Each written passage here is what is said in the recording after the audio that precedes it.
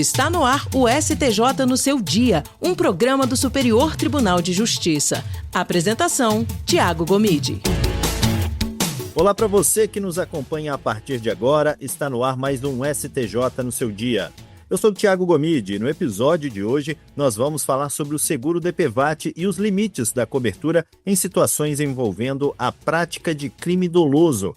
Recentemente, o tema foi analisado pela 4ª Turma do Superior Tribunal de Justiça, que decidiu que não há direito à indenização quando o acidente de trânsito ocorre durante a prática de ilícito penal e envolve o próprio veículo objeto do crime, como no caso de roubo. A decisão reacende o debate sobre até onde vai a proteção do seguro obrigatório e como o dolo interfere na lógica do sistema securitário. Para entender melhor os fundamentos desta decisão, a diferença entre culpa e dolo no direito civil e os impactos desse entendimento para futuras ações envolvendo o DPVAT, eu converso agora com o advogado especialista em direito civil, Tiago Garcia. Seja muito bem-vindo ao STJ no seu dia mais uma vez, doutor Tiago. Obrigado, Tiago. O prazer é todo meu. Doutor, começa explicando então aí para quem nos acompanha o que essa decisão da 4ª Turma representa para a interpretação dos limites da cobertura do DPVAT em casos envolvendo a prática de crime doloso. Certo, Tiago. Olha, a decisão ela representa um marco interpretativo relevante. A 4ª Turma do STJ entendeu que a indenização do seguro DPVAT não é devida se o acidente de trânsito ocorreu durante a prática de ilícito penal doloso e envolveu o próprio veículo objeto do crime. Eles entenderam que o caráter social e objetivo do DPVAT não significa, e isso é muito importante destacar, cobertura irrestrita. Pela primeira vez, se pode dizer, há uma clareza nesse contexto, porque sempre se questionou se seria possível, a cobertura irrestrita ou não. E ficou muito claro, pela nova interpretação, a distinção de ausência de culpa, que é exigida pelo DPVAT, de ausência de dolo, para afastar a cobertura.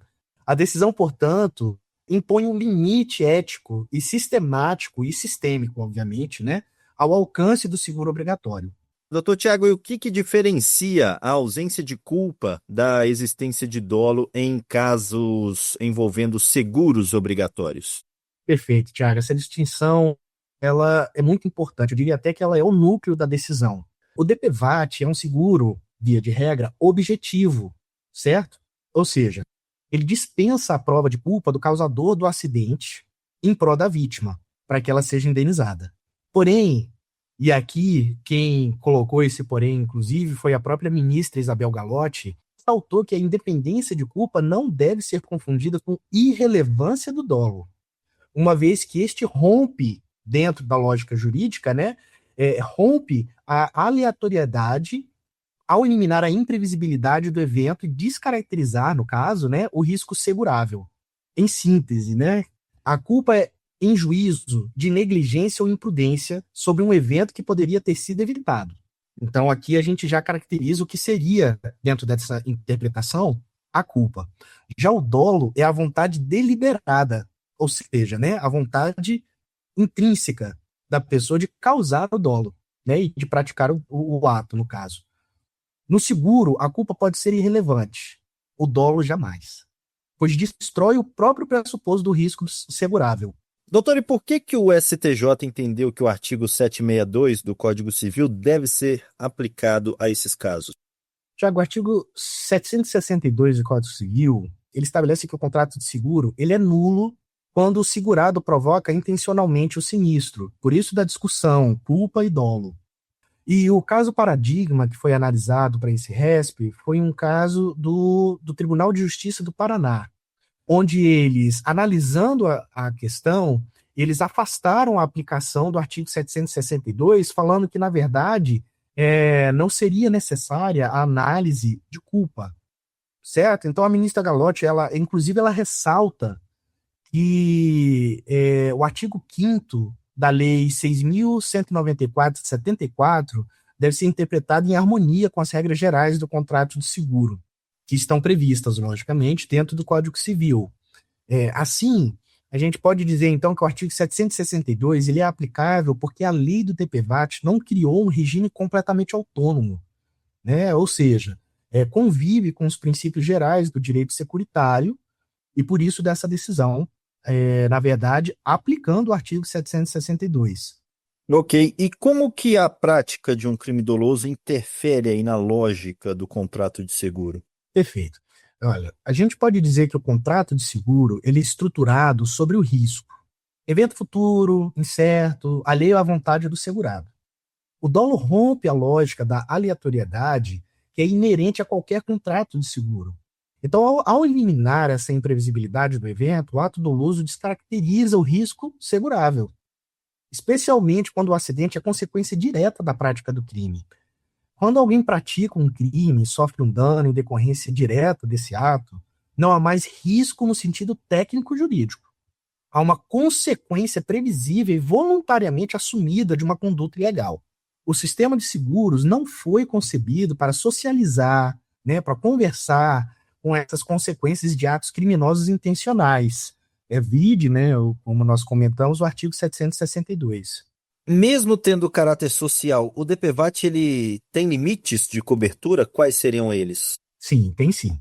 Para a relatora, a ministra Galotti, o caráter social do DPVAT não elimina os limites do contrato de seguro, principalmente quando o risco é provocado intencionalmente pelo beneficiário. Os limites identificados, e aqui eu cito, são: o evento deve decorrer do risco normal e legítimo de circulação viária, o dano não pode ser consequência direta de crime doloso praticado pelo próprio beneficiário, e isso é importante, tá? É o próprio beneficiário que causou, por meio de um crime, o evento danoso. Tá? A gente não está falando das vítimas fora desse evento danoso, tá? Nós estamos falando especificamente do beneficiário que causou. E a cobertura não pode ser desviada para amparar quem cria intencionalmente o sinistro. O DPVAT, ele foi instituído para poder proteger vítimas inocentes dos riscos do trânsito, não quem provoca conscientemente o evento danoso por meio de conduta criminosa. E na avaliação, então, do tribunal, qual que é a verdadeira finalidade social aí do DPVAT? Olha, a ministra Galotti, ela destacou dentro do voto dela que o DPVAT ele foi concebido para amparar vítimas dos riscos normais de circulação viária, não sendo possível ampliar sua cobertura às situações decorrentes de atuação criminosa deliberada.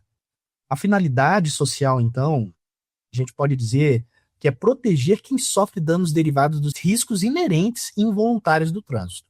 Motorista imprudente, pedestre atropelado, passageiro de um veículo envolvido em colisão.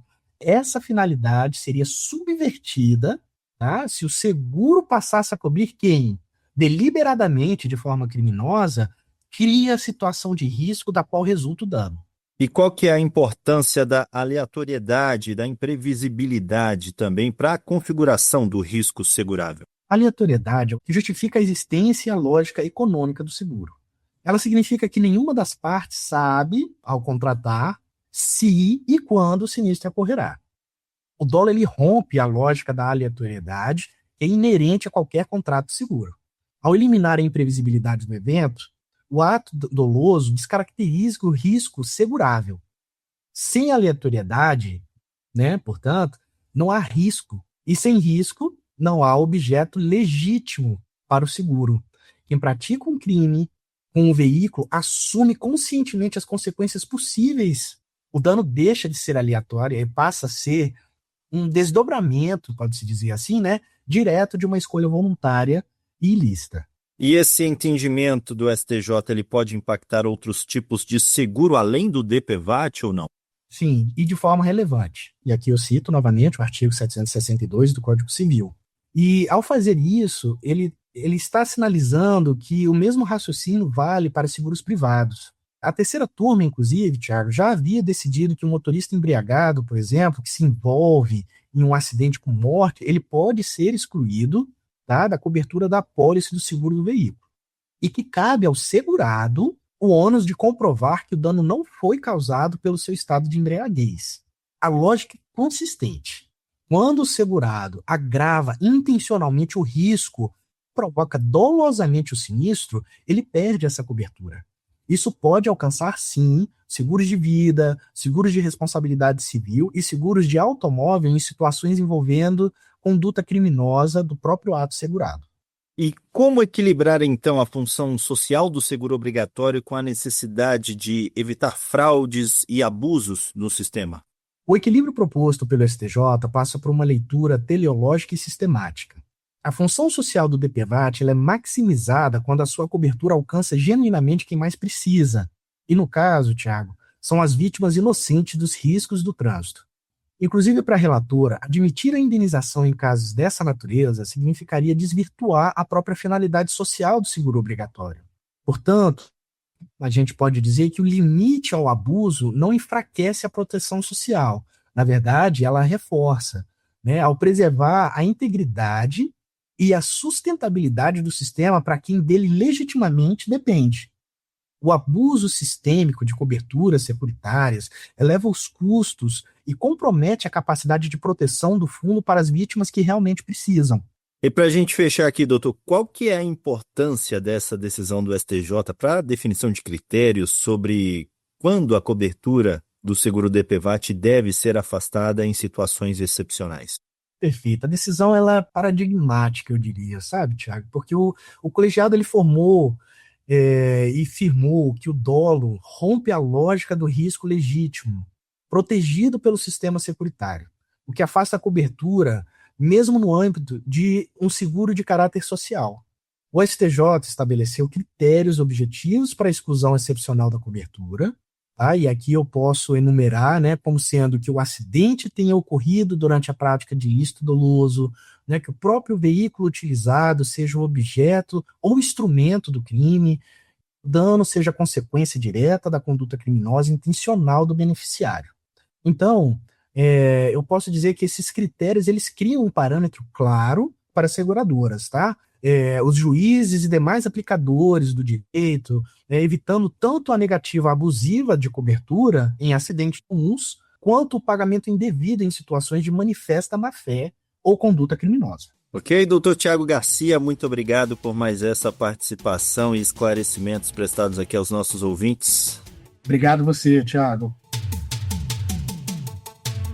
STJ no seu dia, um programa do Superior Tribunal de Justiça. E o STJ no seu dia vai ficando por aqui. Agradeço pela sua companhia na Rádio Justiça e também pelas plataformas digitais. O STJ no seu dia tem produção de Caio Baltazar, trabalhos técnicos de Roberto Glória, direção e coordenação geral de Daniele Lombardi. Até o próximo episódio.